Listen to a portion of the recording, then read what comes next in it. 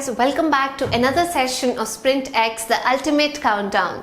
And we are here with another series of question answers talking about social studies. I've picked up the chapter Consumer Rights for your reference so that we can discuss a number of questions related to this chapter and what is the correct approach when it comes to answering these questions.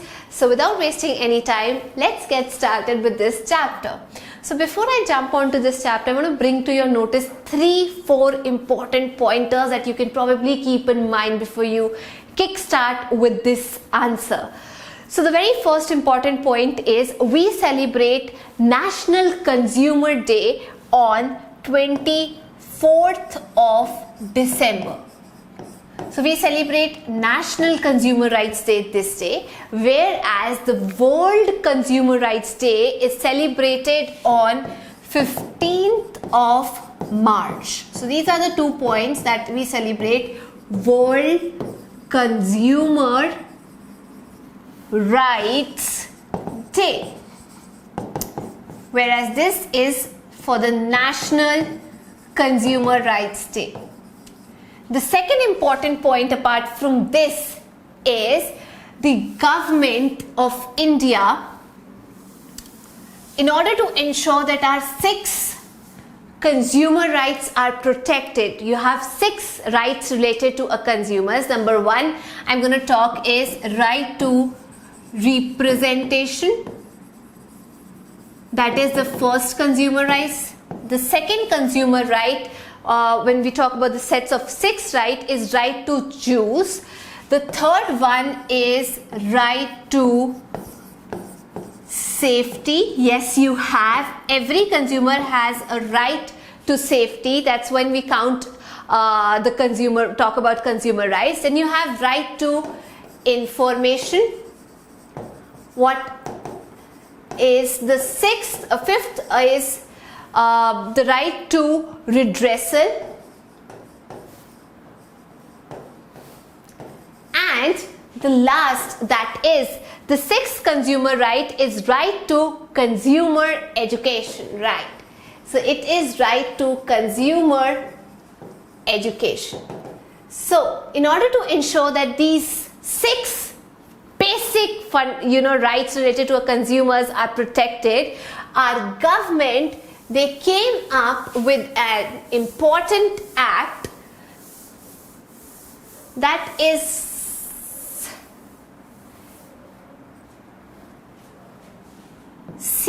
COPRA.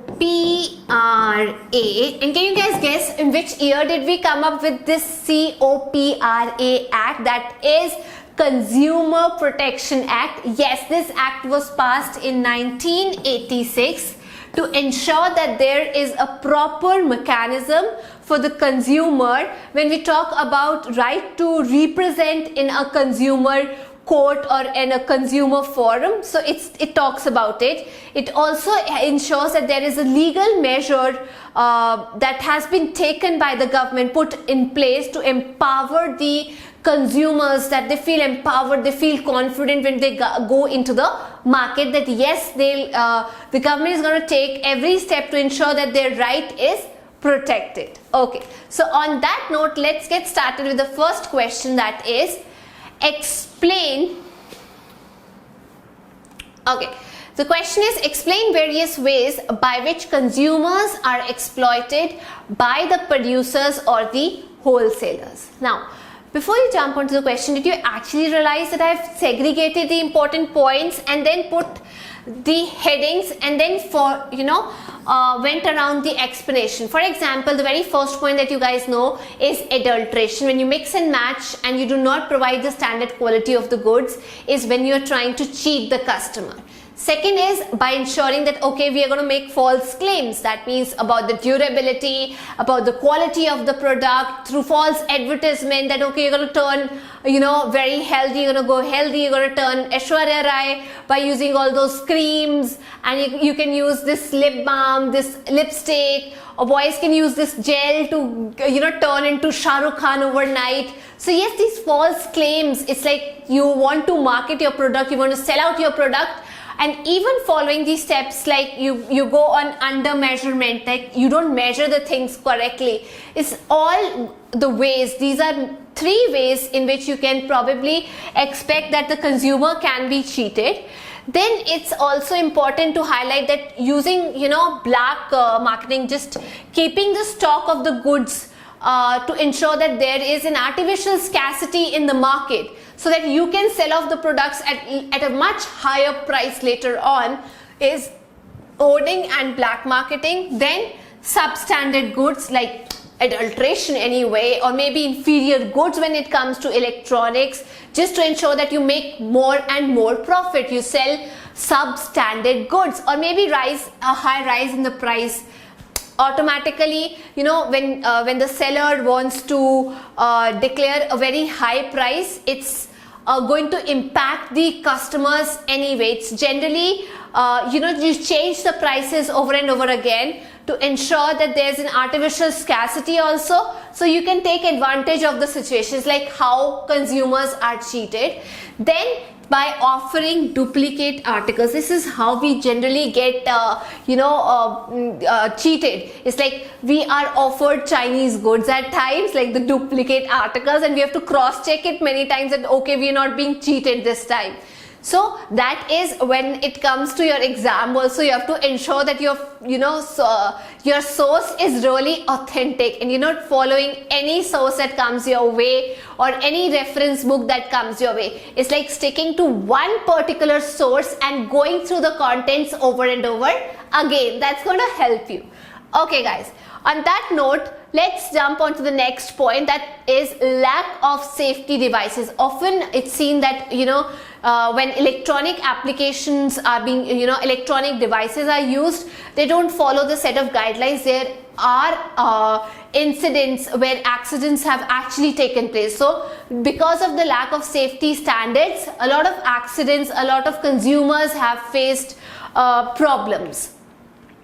On same line, you can also attempt this. On the very same line, you guys can also attempt this question. Describe any 3 common ways in which consumers are exploited by the manufacturers. Now is how manufacturers or traders exploit them. For example, we talked about this in the last question also. Under measurement, false claim, adulteration, hoarding, black marketing, substandard goods, high price, duplicate articles. Lack of safety devices is what you're going to answer in this question also. Either that way or this way, the answer is going to be the same. Okay, jumping on to the next question. Why are rules and regulations required for the protection of consumer interest in the marketplace? Why do you require that? Why do you guys speak of your rights? When this question comes, why do you guys always tell your parents, okay, we've studied for this particular amount of time, now we're going out to have a good time? So of course you talk about your rights. It's because you've invested time in your studies, and you are, anyway you want to show it off that we have done a job for you guys, for your parents, like you've studied for your parents, it's not for yourself. So anyway, you go and tell them. That was a sarcasm, by the way. So of course you go and tell them that okay, now we're going to go out and have a good time. So similarly, because the consumers are actually paying a huge amount, a heavy amount to get the stuff from the market, so of course it is required to protect their interest. There should be a good redressal mechanism, a complaint mechanism that should be there when you are using any good or services. And time and again it has been observed that consumer finds themselves really helpless. They don't know how to approach the court. They don't know how the responsibility is going to be taken on, should be taken by the buyer, or how they're going to approach the case. So in that very case, what happens is, for example, the rules and regulations are there because you don't have the way out. So yes, in this case, the set rules and regulations play a very important role.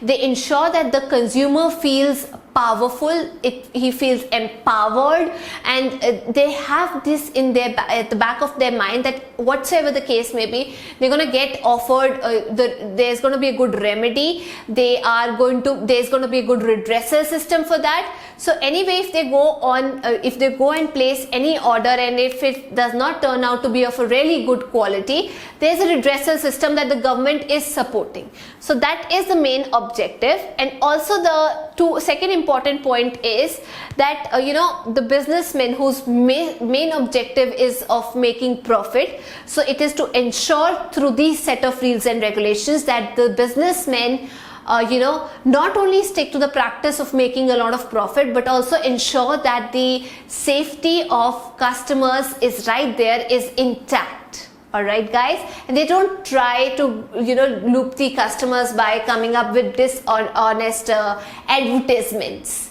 The next question is, why is the three-tier quasi judicial machinery set up for redressal of consumer dispute mention their jurisdiction? So okay, in order to get remedy, since the government has come up with a lot of acts, like even we talked about COPRA that they came up in 1986. So we have a three-tier set of redressal mechanism. The very first one, where you can go and complain to your cases, like at the bottom of the pyramid, you have the district level courts that take cases up to 20 lakhs. So we're talking about the three-tier mechanism. Second is the state level that takes up to 20 lakhs, cases of 20 lakhs. And third is the national level. So this is district, this is going to be the state level. And at national level, they take charge of the cases that exceed 1 crore. So if the cases, what happens if the concluding statement to this should be, so what if the case is dismissed at district level, the consumer can approach the state level and then further to seek remedy. If they're not satisfied with the decision of the state level court, they can of course automatically jump onto the national level court. All right, guys. Okay. The next question is, there is a great need for acquiring the knowledge and skill to become a well-informed consumer. You have to support this answer. So of course there's a great need to acquire knowledge. Why do you think there's a great need? So that you don't feel cheated, so that you don't feel betrayed, so that misleading advertisement don't take away the real truth, what is the real identity of the product. So there is a need to create a consumer awareness because there are some people who are trying to make a lot of profit, manufacturer, traders, so they don't go away just make their way by making a lot of profit and cheating the people, maybe charging high rate of high money, high price, and following practices like adulteration, underweight, or take under measurement for that matter. So for example, I would say this sort of situation had the onion prices went really high in 1999 because there was hoarding of such stuff.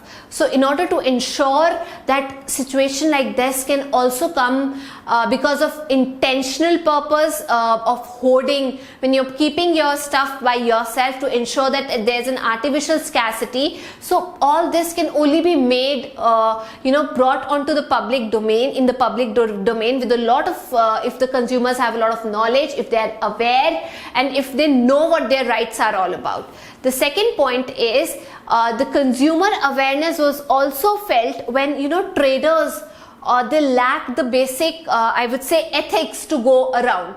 For example, they started playing with the health of the people, they started using adulterated goods, they started selling adulterated goods. So even many medicines for that matter were introduced which had a lot of salts that were not really good for the functioning of the body. So this went beyond the patience of the nation that was checking the ethics, going against the ethics of professionalism.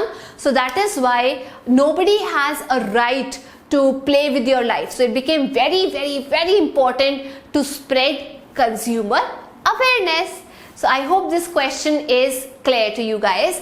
Now let's jump on to the next question. Explain 3 functions of Consumer Protection Council.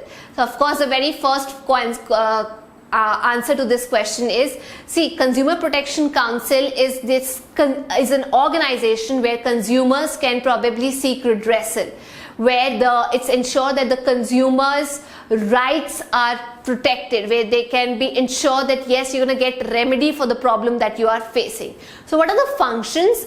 The functions is, they create sort of awareness. These are all those organizations that write articles, that create sort of awareness. It's like bringing people or awakening the public that yes, there's something that might go wrong. So you have to be very aware of that fact. How they do that is maybe by writing articles or maybe holding exhibition so that they can impart knowledge on this topic. Second is they can also put forward the consumer group who check all the malpractices at the ration shops, where people are offered at subsidized rate. They are offered food items at subsidized rates, and also by providing, like I told you, legal assistance to consumers, that okay, if you have a problem, we have a remedy, you can get redressal for the same. So yes, they ensure that legal assistance is also provided to the customers by providing them some sort of legal advice, how to go around when the person is not aware which court to approach and what path to follow. So they provide all sort of help. Jumping on to the next question, a consumer has a right to get compensation depending on the degree of damage. Yes, it is very important that the consumer has a right to get compensation depending on the degree of damage. Support this statement with an example. So support this statement, yes. When I talk about question like this, you can probably start your answer with an example, like they've asked it. Imagine there's a girl. I've talked about Rekha. So imagine, Rekha had some medicines which a company probably claims that there's not going to be any side effect. But after consuming those medicines, she develops some sort of, let's say, serious skin problems and she gets rashes, she gets itching. So what happens is she files a case. She decides to file a case in district level consumer court in New Delhi, and then in the end she gets a compensation of 50,000 based on her damage, whatever she had invested in her medicines, whatever harassment she had faced. Taking charge of all those factors, she was given compensation. So this is the example that you guys can quote when you talk about, or when you have to justify a statement like this. So give a very good example, recite the entire story, narrate the story, and then conclude it. Jumping on to the next question, consumers have the right to be informed about goods and services they purchase. Explain 3 advantages. Same like I told you, see, it's so how you're going to start the question? What is going to be your approach? You're going to talk out of the 6 basic rights that a consumer enjoys. Right to be informed is one of them, and what is there? Right to information is one of them, I would say. So what is there in these rights? Like if you buy a product, of course, and find that the product is, I would say, defective within the expiry period, you can ask for a replacement in that if you have been informed. Even the seller or the person who is selling you goods, I would say, the trader, cannot sell products more than what is printed on the product, on that particular good. That what I'm talking is MRP, that's maximum retail price. You of course can you guys can of course negotiate on an MRP, but they can't exceed the limit of MRP. And the last important point is on medicines. If you have to be informed that how to use, there's direction for proper use, and that comes under the category of advantages of right to be informed. If you are informed, that means you can stand up for yourself, you can talk about, yes, you are aware of the rights. All right, guys, so these are the 3 important cases, the advantages of the fact that you have the right to be informed. So on that note, we have another question, that is explained with examples right to information to consumers. So of course the right to information is a very, very, very important right. So when we talk about information, that means based on the same pattern, on the same lines, you have a right, like we buy the commodity and you have right, we can find details of that commodity, of the ingredients, the stuff that is used on the packaging of that material. So of course you have right to buy the material, but you have every right to get the ingredients, knowledge of the ingredients, knowledge of the price, knowledge of how to use that product. It comes with information. Just in case that product is not working effectively or has undergone, there has been a change in your body or some damage has been brought to you, of course you guys can seek redressal out of it. So under this, it's very important that the particulars of the goods and services that a consumer purchases, they have the right to get knowledge on that product, so that consumers can then complain and ask for compensation if they are not very happy with the services of the product. So as I discussed the last one, you are going to support the answer with an example. Suppose let's say you buy a product, you find it's defective. So of course within the expiry limit, you guys can approach that I found the product to be defective and you guys need to replace it.